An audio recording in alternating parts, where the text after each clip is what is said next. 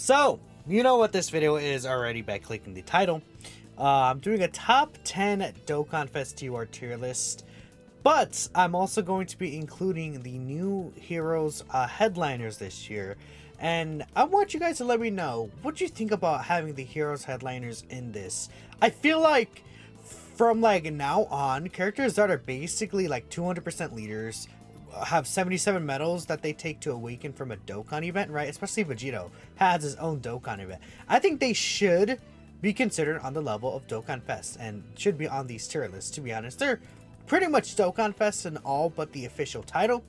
So I kind of like the idea, like compared to like Vegito, who's like obviously he's like a bounty unit leader score or something like that, or even this guy like EZTUR, like a Dokkanfest. He has his own Dokkan event. He uses 77 medals. That's just my thought. Let me know what you guys think about that for the future, but at least for this video specifically, I will be making a tier list of how does Vegito compare to the top current TURs, and how does the Crimson Masked Saiyan Rose 3 character also compare to the top TURs outside of the hero celebration. I'm sure many of you guys at least have used Vegito and know how like strong offensively, defensively this guy is really amazing. Rose is still pretty good. I feel like he's a little plain. He's a little under the radar, kind of. It's weird. I think people are maybe even underrating him, but we'll talk about it. So I also did make some changes to the tier list just in general, and a lot of you guys may be happy, you know, especially like the upper part of the tier list. I did some little adjustments to how it was previously.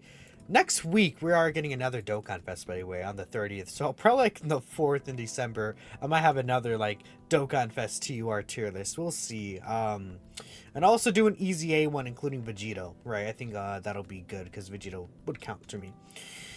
Okay, so let's just start out our number 10 spot here. I do have the Dokkanfest Android, 17 and 18 here. And again, they're kind of like a character that could get a lot better. I was thinking about putting Turles in the spot, and I don't know. It's like, do I want to put physical Turles here? I feel like I want to do this. I don't know. It's like, I think either of these two characters, or you know, if you really want, you could put. I know there's a lot of people who are like, where's this garbage character? This guy is like.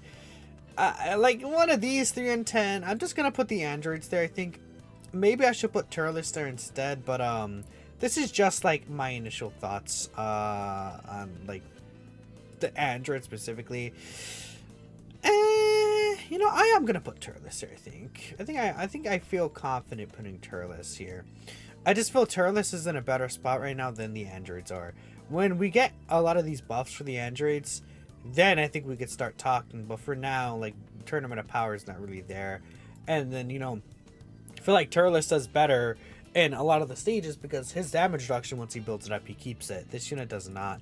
Even though they're doing so much and providing so much support, I feel like Turles is still in a better spot right now, which is kind of crazy. So yeah, I guess I should have brought Turles up here, but I mean, I think I've talked about Turles a lot already, like in previous tier lists, so I don't want to like dwell too much on the Dokkanfest we know. I want to focus on the new guys mostly, but Turles is at number 10. I think that's what I'm gonna do. That's what I'm feeling, at least right now. Maybe my mood changes and another character will be there. Like again, androids, Turles right there. It's fine. Number 9, I'm gonna talk about 9 and 8 because I think there is a discussion I started a little earlier with a couple people I know, and on Twitter I made a poll about this, so you might have seen this. I have Yamcha at 9. And then we're actually going to put the Rose Goku Black at 8 here. So let's just move Yamcha to 9 and we'll talk about him. Again, Yamcha's pretty good, especially for these short fights, right? I do like Yamcha quite a bit. I never really have been as big of a fan of Yamcha as other people, I feel like, honestly. To me, Yamcha has always felt kind of like a dodge or die character. And again, sure, he has the extra stats early on in the fight, but I still feel like he does want to build up. And then obviously if we're thinking about like, you know, Omega Shenron, the second hardest fight in the game, this guy loses those stats, and especially in that fight he could really be dodge or die. You know, not having the defense raise on super attack kind of does hurt him, because I feel like his defense at this point, it doesn't get high enough to where he could take normal sometimes, right? I feel like his leader skill is really good. Really good. He does get some pretty good chances to dodge, especially once he's able to attack, right? But I'm looking at him compared to Rose, and I feel like if I'm looking at him and the Rose specifically, Yamcha does have a better chance to dodge, obviously, right? You know, if you're building this guy with the dodge build, which I recommend, Yamcha definitely has a much better chance to dodge. But I feel like Rose is consistently eating damage better. Yamcha does a lot more damage early on and has a better leader skill. But I feel Rose overall, I feel safer with him in short content and long content. Like an Omega, this guy's insane. He has this heal that you can get in turn 5, which, you know, like on the Heroes team, if you're not running double Vegito lead, which is ideal, right? But maybe you don't have Vegito. This 40% HP recovery can be really good. And even outside the Heroes team, if you're able to have 3 crossover allies, like I think I think you're able to do that on the Zamasu team actually. You know, this guy having that heal could be really insane. And even without his guard, his defense is high enough to at least tank normals outside of this. Well, he does lose the defense, or maybe not, but so I think I just feel like he's a safer option to me. You could argue Yamcha above him though. I feel like it's like kind of close to me. Like pretty close, but I think Rose probably takes the edge for me, just because when he transforms he has that heal. I think his consistent, like when you're on the crossover team, him having that guard consistently, like he does take a little bit of damage from normals like 60k, but like if we talk about Yamcha, he'll take like way more damage from like AoE normals is what I'm kind of referencing to. And once this guy super attacks, like he's very tanky. I've personally found he's able to eat like basically any super attack in the game. He is able to live for about like 300-400k defense at most. Well, Yamcha, you know, he can dodge it for 0 damage, but there's a chance that he doesn't. And then especially once his stats runs out, it could be a little troublesome. But that's why I'm giving the edge to Rose here. It's like slightly. Let me know what you guys are thinking. I think you could definitely put either one above the two. But yeah, I mean, I think Rose, honestly, he's actually, you know, you could say he's a little low in this. Well, Path Power Kid Goku I showed next. I have Path Power Kid Goku above him, I think. I feel like Rosé's just not really doing enough for me still, though, for me to really want to put him higher on the tier list. Like, you know, if you look at him compared to Kid Goku's doing so much. Supporting, just the stats with key, orb changing, damage reduction support. He has these additionals built in crit, right? You know, I think this Kid Goku's doing so much and has so much value as a character. And, you know, a lot of these bosses are int, which help him out. I mean, you could say it helps Rose out too, but he's already guarding technically.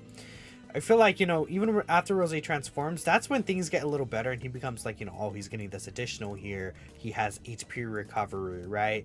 And I do, you know, he's kind of like a little more, I think especially unique with the HP recovery on like the crossover team. The only other unit that would heal on this team is like the Dark Mask King, I think, right? But I feel like with this Rose, a lot of the time you're going to see just this guy. And he's really just like doing okay damage. And then he's like a really good tank, which is why I do like him quite a bit.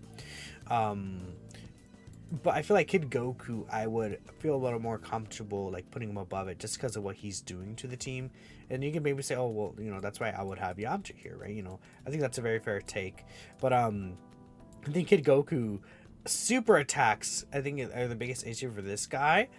But he's able to live a lot of the super attacks in the game still. And he's, I think, just providing way much to his teams compared to like Rose or even like Yamcha. Yamcha's kind of like, you know, that solo unit. While Kid Goku is still, he even, you know, on like the Dragon Ball Saga team, he's able to do like triple 10 mil attack stats, and his defense, you know, let's say 600-700k range with potentially like up to around like 30% reduction range. That's not terrible for sure. And he's able to even eat AoEs from like STR Omega, I found. So this guy is pretty good. Well, you know, this guy and this guy will take damage from AoEs, especially if you don't dodge, right? So I don't know. This is what I'm feeling comfortable with. Number 6, I have GammaOne here. GammaOne, I think he has been aging pretty well. Over time, you know, I feel like I think this guy is gonna kind of like get a lot better, honestly, in the future still. Once we get like the LR Gamma 1 and 2, or like LR Gamma 2 that has like the Nova attack where he does the self-sacrifice. I assume that would be like some LR or Carnival LR. where he would do like the sacrifice attack, like a Gamma 2 or Gamma 1 into LR. You know, that would probably just be a perfect standby character, right? It'd be Gamma 1 and 2 that standbys into Gamma 1 by himself, probably, or something like that. Or it could be the same name character, then after, I guess it would go just to normal Gamma 1 after the finish skill, or maybe Gamma 2 would still be alive, who knows, right?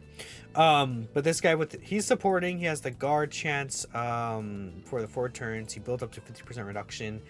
He's just very good in these short content stages, and even against Omega, this guy is still very powerful. Superheroes unit gives him a pretty nice buff right there. He's just good, right? I mean, we all know how good Gamma 1 is. I feel more comfortable running Gamma 1 in this difficult stages over a lot of these characters. Personally, to me, Gamma 1 is still like peak design, right? Gamma 1, Path Park, and Goku. These characters are really well designed. Gamma 2, not on this tier list anymore, which is really funny. I think it's just his defense has been outaged, right? Especially in these AoE metas. And with him wanting to build up his defense, it's harder for him to survive and build up that defense, I think, compared to Gamma 1, right? A lot harder, right? But that's that. I mean, what up? Put Gamma 1 here, maybe? I don't know. It's Gamma 2, I mean. Not Gamma 1 there. Okay, number 5, we have the Gohan and Piccolo. Again, this is a unit that Global does not have, right? This is the newest actual Dokkanfest exclusive, still on JP. I like this character, maybe a little more than other people do. I think they're good. Luckily, you know, the damage reduction, I think people think that damage reduction runs out, like, so you can lose it mid-turn, which I think is an issue, because they have to get attacked to have this activate the rest of the battle. So if you're like above 70%, then you fall under 70%, and then after that they get hit, they will not get the reduction, which is strange, because obviously the design is supposed to be that you revive if you're under 70%. Otherwise, you have the HP restriction for the reduced damage received, right? But that's just not gonna work out how it is. I mean, they're supporting. They have the revive here, which is pretty easy to get. I think they have a pretty good leader skill as well. And once you get Gohan out, you have the Goku on the team, like on 23rd World Tournament Goku's team. Get this guy's revive out, and then you have the guaranteed dodge character for the turn. He hits very hard. This Gohan and Piccolo, they're a little gimmicky for sure, but I think they're quite good still compared to like some of the other Dokkanfests this year. Like, I mean, Turles is like the only other character on this year that's on this list, besides, you know, the Golden Trio, right? I mean, it's kind of obvious to see what the top 4 are going to be here, but yeah, it's just like, dude, the Dokkanfest this year, like the androids, KL has never gotten her help, Trunks, right? You know, some of these Dokkanfests this year are just not really looking too hot, which is kind of, it's a little sad, honestly, that they kind of were flops like that. So I think next, this is going to be where my list is probably different than previous lists. I'm putting 23rd World Tournament Goku here at 4. And I'm just going to put God Goku here at 3. And we'll talk about these two. Just real quick. There this guy is. So I had this guy above God Goku in the previous tier list. And a lot of the tier lists recently this year. I've changed my mind. And a lot of people are probably gonna be like, oh my goodness, finally. Some people will be like, what? No, why'd you change your mind, right? But I feel like, well, this guy, again, obviously, on that one setup, he's really, really good. You do kind of have to jump through hoops to get that really done. And I feel like this God Goku, I just more consistently, he's able to be at his peak. And with the dodge and everything. And I think he's also gonna age better. He's like so viable in like so many of these extra teams, and 23rd World Tournament Goku isn't necessarily like that. I would say his leader skill and team is better, but it's like, you know, God Goku still has a pretty good leader skill, I think, himself. And even if you don't get the 6 orbs, he still has the chance to dodge the medium chance, or the 60% chance with the 3 orbs, right? Which, you know, he still has a chance to survive. Also, if you can't get this guy's like revive off, or another character's revive off, and he has a high chance to guard, right? You can get screwed over in a lot of situations. I do think that people think this guy is more of a fraud than he is, to be honest, still. But I don't know. That's just my thought process on that. I also feel like his link set is not as good as like this guy's link set, right? This guy's link set is incredible. He's able to work on so many other different setups. You know, even with like say the new Blue Goku and Vegeta, the AGO Vegito, right? He works really well with things like that, and I think that he's just gonna be more viable as time moves forward, and especially like if we get 9th anniversary power creep, this guy, you know, if we get like a much harder hitting event, this guy will still be pretty much as good because he has the dodge in the card. Whereas this character doesn't necessarily, you know, have the potentially to be as good as he is right now, and he's reliant like on how good other revived characters are, I feel, and this guy's not as much. I don't know, that's what I'm thinking, and I feel like overall in terms of their power, like if you're able to force this guy's revive off, he's definitely stronger than this character, and I want to keep that in mind. This guy is more consistently better, which is why I have him above it, but that's why I'm like kind of talking about these two together. And the next I have Vegito, which is kind of crazy. Like Vegito at 2 is what I'm really thinking here, and it's like I think you could do this. Honestly, I think you could do this. Vegito is a character that's completely dependent on Giant Ape Power or Crossover being a good team. Right now, they're good teams, so I'm judging the characters as they are right now, for the most part. And you know, even when I talked about 9th anniversary power creep, I don't think like Crossover team will be like, you know, taken out of the count once we get the 9th anniversary power creep or something like that. Like this is hypothetical, like 9th annie power creep, because that's upcoming soon. That's in 2 months, 9th anniversary. Keep that in mind. But the thing about that is this team I think has been designed very well. The Crossover team, I think we got a lot of really strong units this year, which is really good. Giant Ape Power I think is always going to get characters at the same time, like Super Saiyan 4s, obviously, right? And Crossovers consistently gets buffs every year. So I think that Vegito here, I mean, his performance is just better than God Goku in 23rd. I feel like more consistently. This guy's insane. He's able to just tank every super attack in the game. It's like no RNG involved. He just tanks every super attack in the game. I mean, I think the only super attack that could potentially kill him is if he gets supered by the fusions of Masu at the end of the fight, like before he attacks or without his full passive. But the thing there, you have this turn 3 active skill with the full Crossover team. You use that in that phase, man. And then he gets his full defense activated at the start of turn. He has 800 to 900k defense with 60% damage reduction. Nothing in the game right now is killing him at all. Then he's doing like triple super attacks. You know, in certain turns, he'll be at 13 to 15 mil attack stats. He has 70% chance to crits already built into his kit. And his leader skill, I think, is also fairly good, right? Dragon Ball Heroes, again, I think is a pretty good team right now. We have a lot of good characters, you know. I'd say Vegito's good. Rose, you know, it was also on the list. I think Rose is pretty good. I think Toa is pretty strong. You know, this Janemba is really good. Cooler looks to be pretty good to me as well. You know, Super Saiyan 4 Vegito's easy, very strong. Xeno Goku could be used in a lot of difficult contents. I think, you know, Dark King Fu is fantastic, right? Dark Mass King right here is fantastic, right? There's so many good units on this team right now. You know, even Robao could be solid in some of these stages. Hearts could even be pretty solid, right? There are a lot of good units here. I think they did a good job here. And the next year, we're going to get even more. But, you know, let's say maybe in like a few months, Vegito, I'll put back down at 4. And you could say, oh, and I feel like the only way I would say that is if the 9th anniversary really does like push this Crossover team out, or like, you know, just setups in general get better. Maybe we get some mega partner for this guy. And then there's like somehow he just becomes way better. Or a God Goku, we get something that makes this guy better, like a Realm of Gods Rainbow Orb changing, like God Vegeta or something. Like they're just best partners, all links together, right? Something like that could happen, and you never know. But you know, maybe for Vegito we get like a, I don't know, Super Saiyan 4 Gogeta new Dokkanfest, or you know, something like that. Another like Super Saiyan 4 Vegeta Dokkanfest, specifically in Super Saiyan 4 Gogeta EZAs. Like, and then it's like, oh, this guy has way more like Saiyan War partners. Giant Ape Power is better, and you could use them actually off the Crossover team now.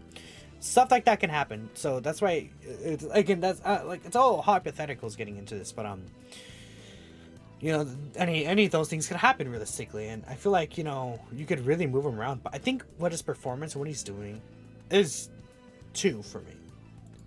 Ma Junior, I think is still 1.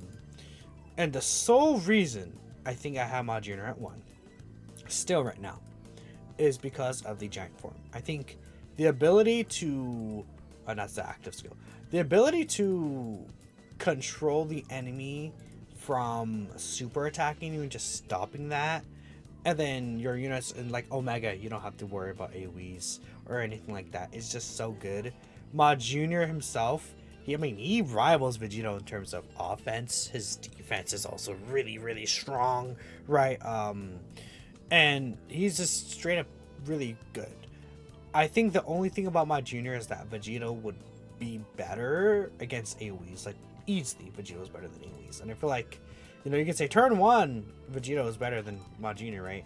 I just feel like overall with what Ma Junior is doing, I do like him overall, just because of that giant form, the active skill turn that he could do. If you're able to get the active skill turn, like Ma Junior, that turn like as clear as Vegito even still, right? Ma Junior's that good.